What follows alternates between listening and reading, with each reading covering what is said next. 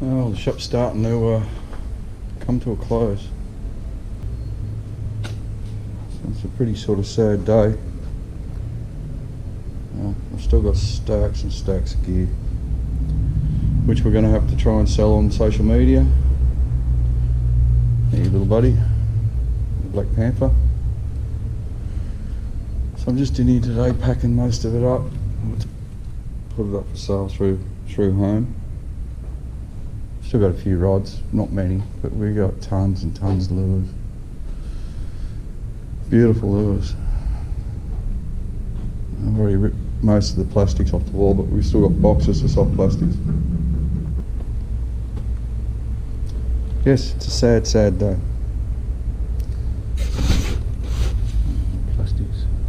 Plastics. Anyway, life goes on.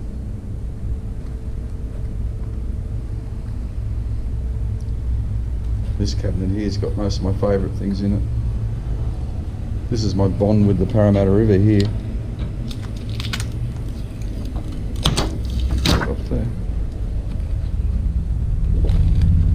That's me there on the bottom, the picture of the holding the crab.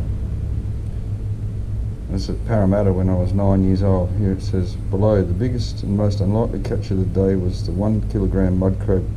9-year-old Aaron Horne nearly brought the contest to a halt when he dragged his line from the river and found this clawing specimen where the bait had been. He carried it snapping to the judges, who ruled it was an acceptable catch worthy of a special prize, but decided it was ineligible for the fishing section. The first prize was a boat, and that little thing there is a 3-ounce carp, and that's what won it. Ever since then I've had an obsession with the place. These are Parramatta Bream and Jews. They're all the way through here. Sort of bass fishing was my passion since I was a little kid. The Parramatta River is just a passion. It's not even the fishing side of it. It's just a place I love.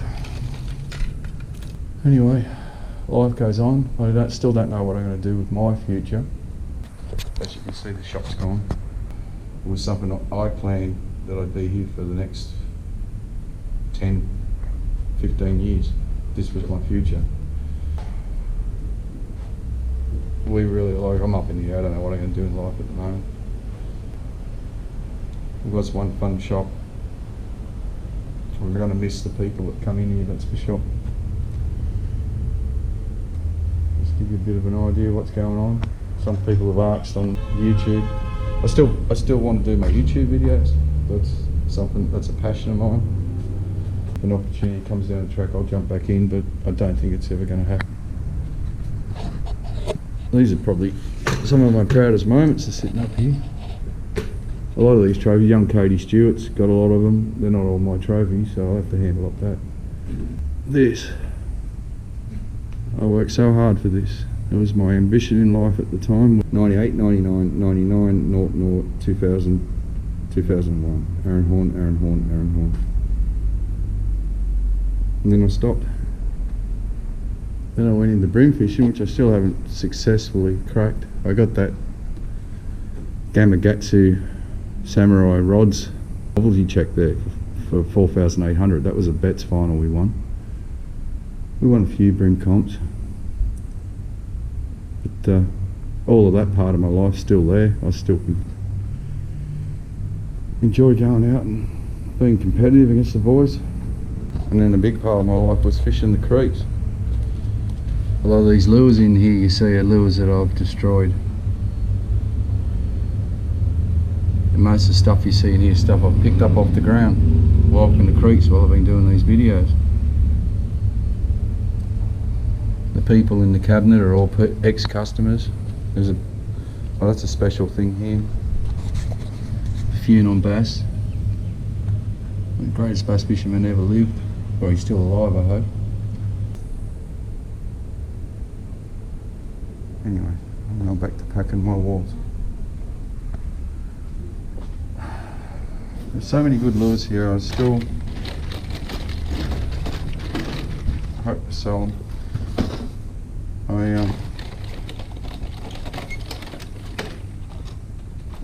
have like a fond memory of every single one of them.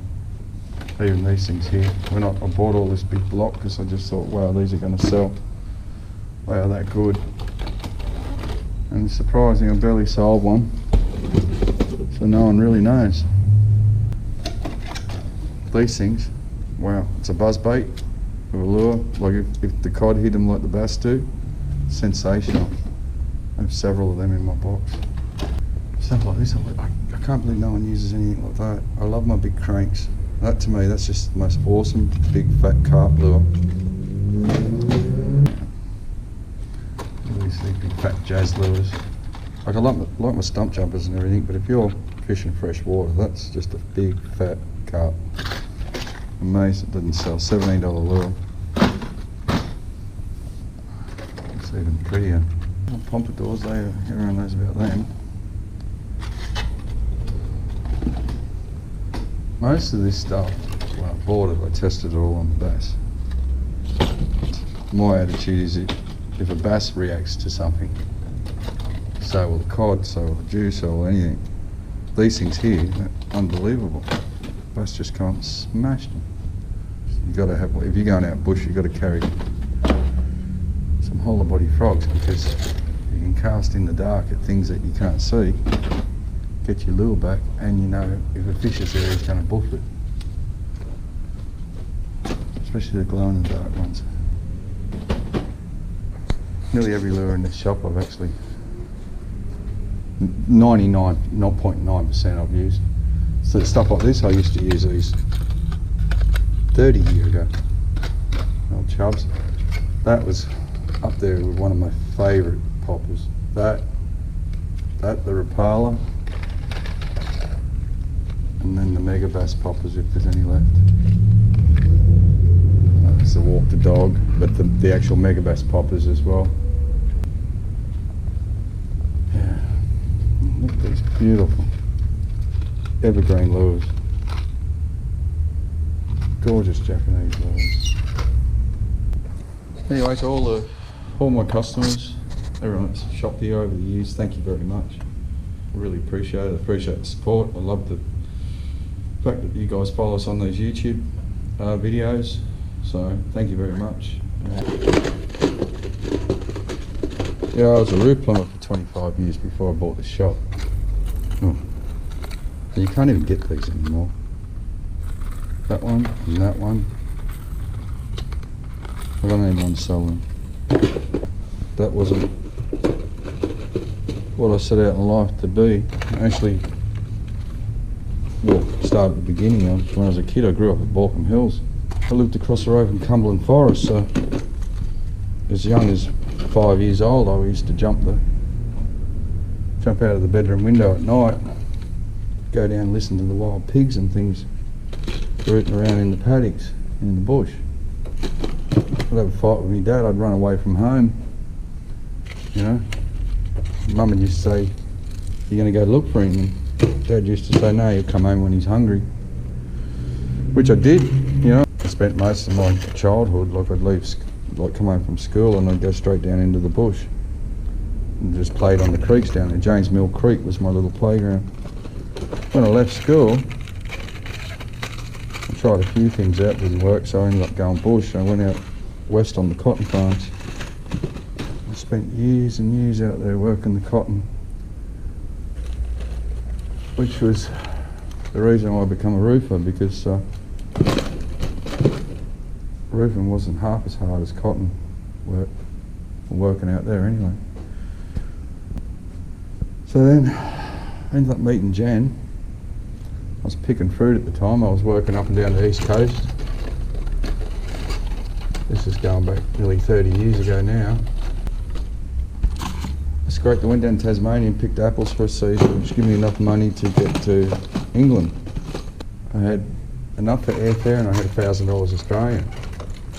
So I followed Jan over. She went back home and then I jumped on the plane and took off after her. I got there, I went to cash my $1,000 Australian in, and it was £350. I kept the $1,000 Australian actually. I walked back out, walked into the place next door, which was a job agency. Look at these things. I I went, "G'day," and the lady went, "Do you want a job?" And I went, "How do you know?" And she goes, "You're Australian, you broke." And I went, "Yeah." I worked over there for 6 months in a brickyard, concrete yard. Oh, it was one of the hardest jobs I ever did. I used to do 100 push-ups a day just to keep fit, so I could do it.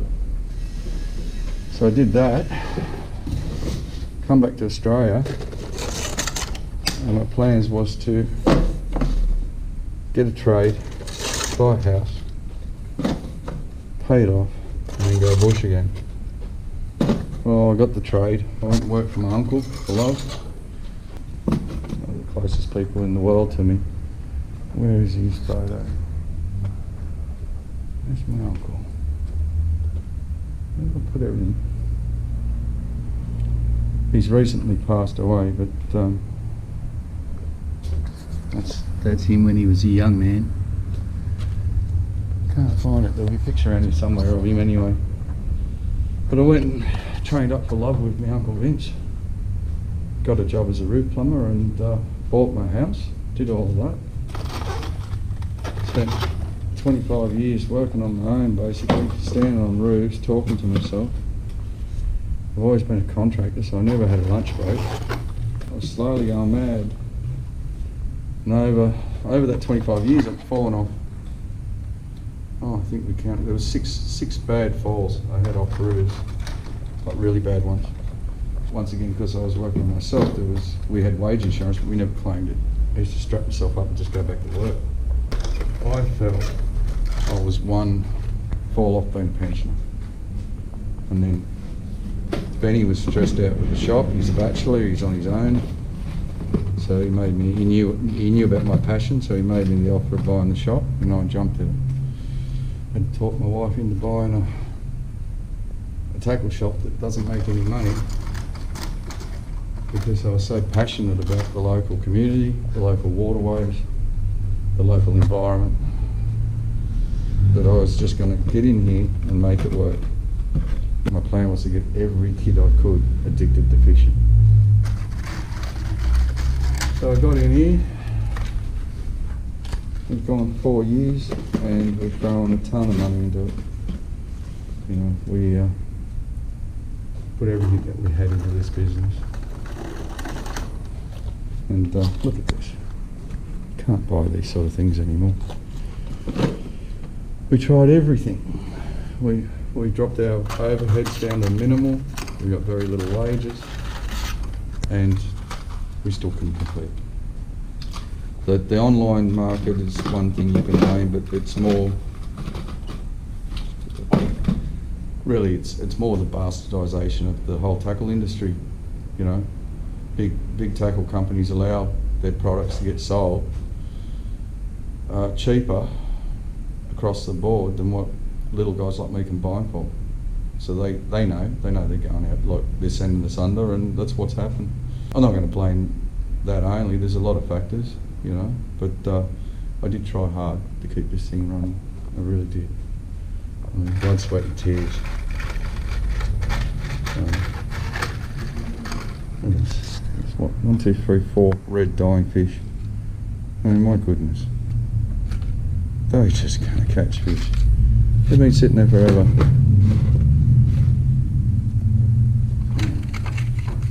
I think megabass is probably one of my... I'm a Rapala fan, born and bred. I've been using Rapala lures all my life, and I love them. But the megabass stuff, megabass jackal, it's two quality lure makers.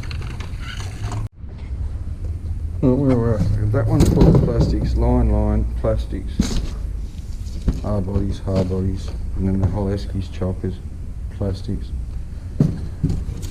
We're getting there.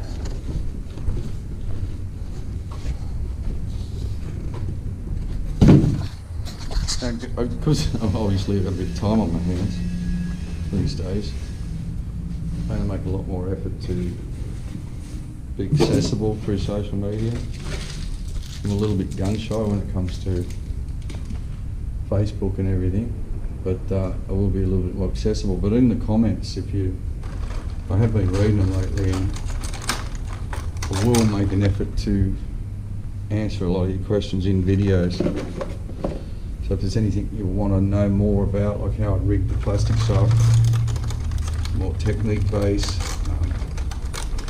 I think about doing a video just on all the weird, wonderful little hook sets that I have for soft plastics, because I use so many different hooks. I don't really stick with just jig heads, as you guys know.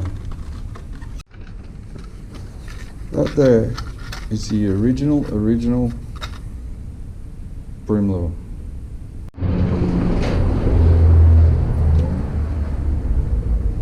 Been really lucky in this shop. We've never really had a problem with shoplifting. And we had two of these lures, one in the box and one hanging here. And one day I come into work and one of them was gone. We looked everywhere. We could not find the lure, like big novelty lure like this. A couple of weeks went by, I was getting really worried because I'm thinking we got a thief. And then it turns out Benny sold it. Benny comes in on the Saturday and he's always had the motto that if it's in here, it's for sale. So he sold my novelty lure, but I got that one anyway. I think I might keep that one. I really am going to miss the atmosphere, like the club-like environment that the shop used to have. You know, people used to come in, they'd be having a bad day, they'd come in the tackle shop, talk to us. It was more than the shop, it always was. Like it wasn't about making money for me. It was about a lifestyle. It is sad, I don't know. I haven't been the same since we made this decision. It's been a long time since I've cracked a joke with anyone. My wife's pretty worried about us, but this is nothing to worry about. Life goes on. I think my biggest problem in life was like, this is what I wanted to do. I definitely didn't want to go back on the roof. I've been working outdoors all my life, so factory work to me would just send me crazy, I think. Those stuff like this, I think they're just too high end for us Westies, you know, like the money wise. It's $22 for a packet of plastics. I think that's the reason why they never sold, because I didn't try and push people to buy anything. I didn't want to, well, they're beautiful lures, but some young guy walks in, wants to catch a bass, I don't want to give him that. Not at that money, you know. It's like if you walk in and you can afford it and you like that sort of stuff, well, there's a top lure, but I sort of understand why they never sold. Bio squidgies, they just haven't been promoted good enough. Like all the bio squidgy range that I used, I can't. From the big stuff through to all the little stuff, there's not one product in the range that I haven't had success with, for very limited work as well, I must add. If these companies don't promote them properly, no one will ever know. And if they haven't got guys showing people how to fish them, because that's the other thing too, it's a lot of it's technique based. So if no one's showing you how to use them, why would you buy them? The Vesky's normally full of fresh Hornsby squid. This has got about 3-4 grams worth of blades and vibes and blue water lures in there. Right. Will it fit in my car?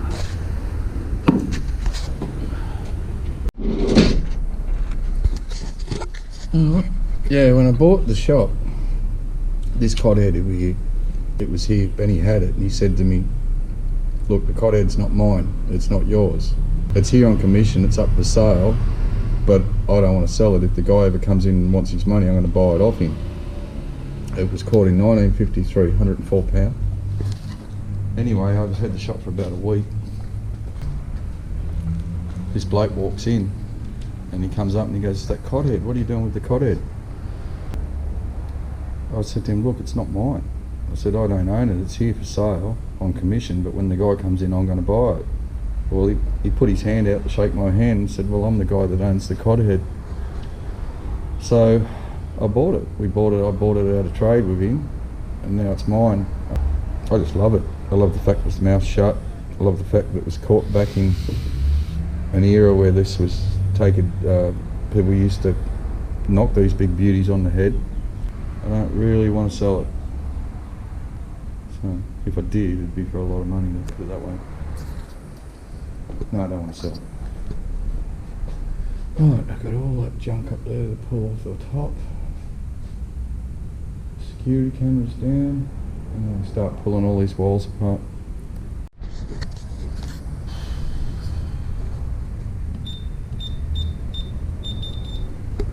Oh, thanks for watching, guys. And oh, there you go. Yeah. Ooh, that was lucky. I'll try that again. So long, Shoppy.